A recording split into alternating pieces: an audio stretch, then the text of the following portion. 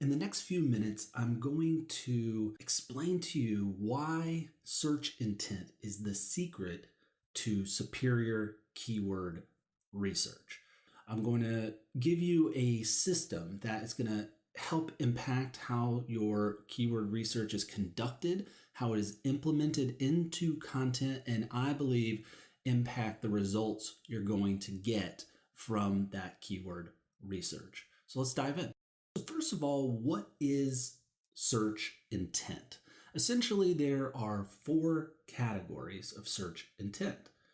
There is navigational searches, informational searches, commercial investigation, and transactional searches. Navigational searches are like someone searching for Twitter support or, looking up Facebook. Informational is who, what, when, where, how type searches. And commercial investigation is more like someone looking for unbiased reviews, or maybe looking through Amazon reviews or Yelp. And lastly is transactional, and that's someone at the end of the buying cycle looking for free shipping or buy it now or, products near me. Let me give you a practical example of what I'm talking about as we walk through each of the steps you need to take. Step 1 is to Google your main keyword and analyze the results. This is usually like a head term. So I have Googled beard oil, as you can see here, because, SEO and beards, right? So once you've done that, you need to move to step 2, which is to understand which search intent categories Google is displaying on that head search phrase. Another way of doing that is to simply click into the search box and look at what Google is showing. So you can see here they are displaying beard oil reviews, and that is what? Commercial investigation. You get a star.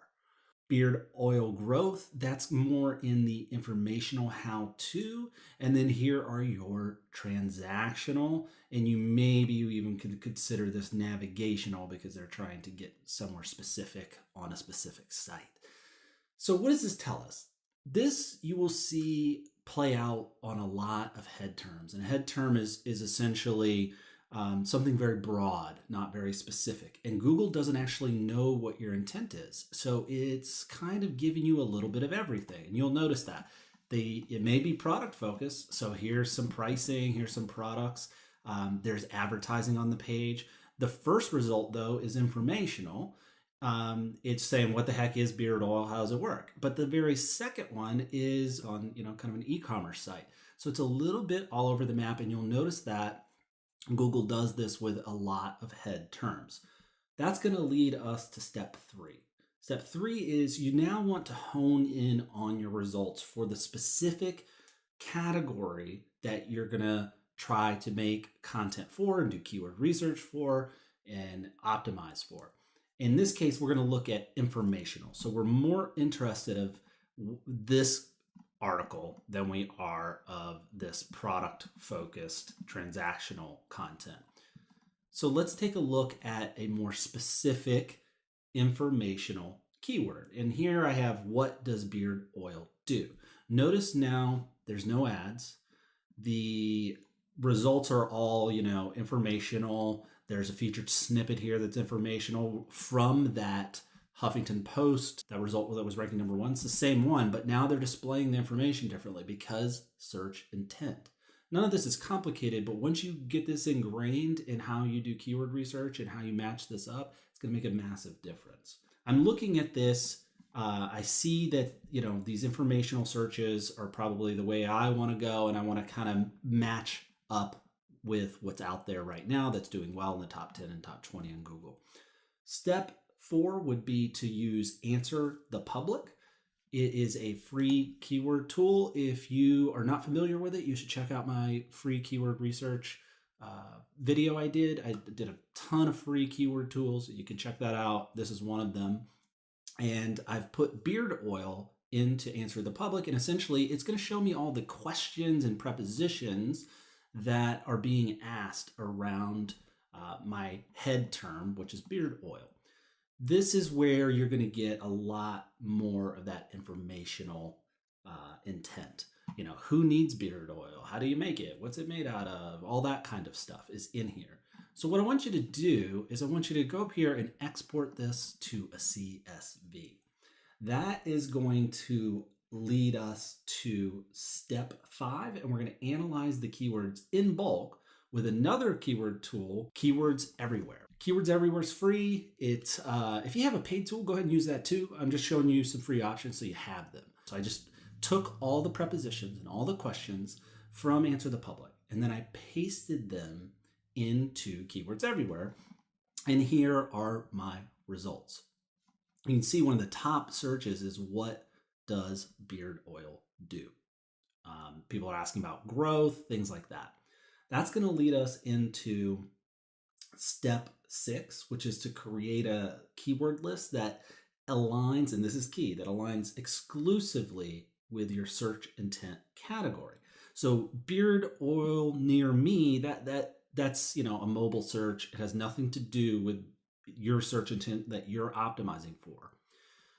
Also, like, you know, anything beard oil for sale, that's transactional. If it was the best beard oils, that is commercial investigation looking for reviews, right? So you're only going to focus and you're going to remove all of these keywords that are not informational.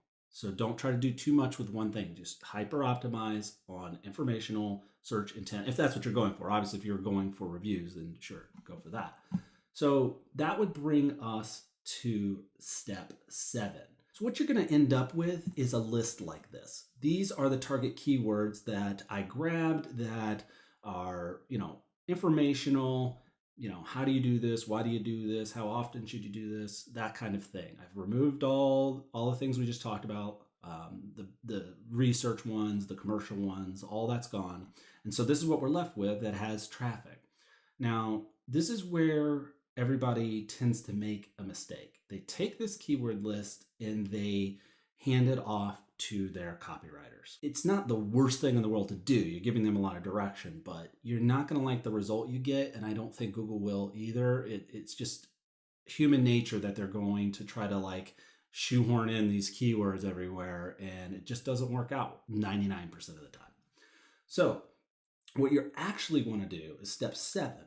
Use the remaining keywords to create a rough outline. So you can see here, I've done that. This is nothing groundbreaking. It's a very simple outline. I'm telling my editor, hey, we're going to do informative content. And instead of giving them keywords, I'm giving them the outline. So you can see that I'm saying, what is this? This section is going to be, what does beard oil actually do? And then I want you to kind of address why you would use it, what's it made out of. And then I'm going to have a section on how to apply it. How often, how much, how long is this going to last me? And again, these are all from the keywords, but I'm presenting it to the editor so that it's much more about just answering those questions and intent that the searchers have. And I'm going to try to make kind of one great resource that Google could look at and go, wow, if I send people here and they are in the information stage and they're gathering information, this would be an amazing resource because it hits on everything, because Google knows what they're searching too. Now you do, and you can match it to your content. So I have this whole list out, and then down at the bottom, you'll notice that I have the content and video suggestions. So that would bring us to step 8. You want to get the average content length of the top 10 results to kind of approximate the depth of your content. You don't need to be so specific. Like I used SEMrush and looked at the top 10. That they said that was an average. They had about 1,200, 1,300 words. Don't get too caught up on it. Just use it as an approximation. If you don't have a premium tool like SEMrush or something like that, Ahrefs Moz, you could literally just visit each of those pages, copy out the body content, and paste that into a Google Doc and collect all that, and then get your average that way for free. This brings us to step 9, which is to literally hand the outline, not the keyword list. Don't even let them see it. Hand the outline to your editor. You're going to get much better content back, and they're going to be writing for the user and not for keywords. Step 10, make slight optimization changes before you publish. Tweak that a little bit, sure. Make sure that it's nailing everything that you want, but do it at that stage, and you're going to have much better content. I promise if you implement this and you just start thinking about it, like, okay, wait a minute, this article's straying into transactional, it really shouldn't. Now, could you have a CTA in this for, a free trial of your beard oil if that was the case? Sure. But in general, just don't try to mix them up too much. If you want to have one that's a review, then go all out on that. Have a staffer review, 10 beard oils and give their take on it and that kind of thing. Hopefully this video kind of gets you thinking in this mindset, and I really believe that it will help your end result. I know it has helped mine. Hit me up down in the comments. I'm very active. Users try to respond to every single one. Subscribe, like, all those things, and I'll see you in the next video.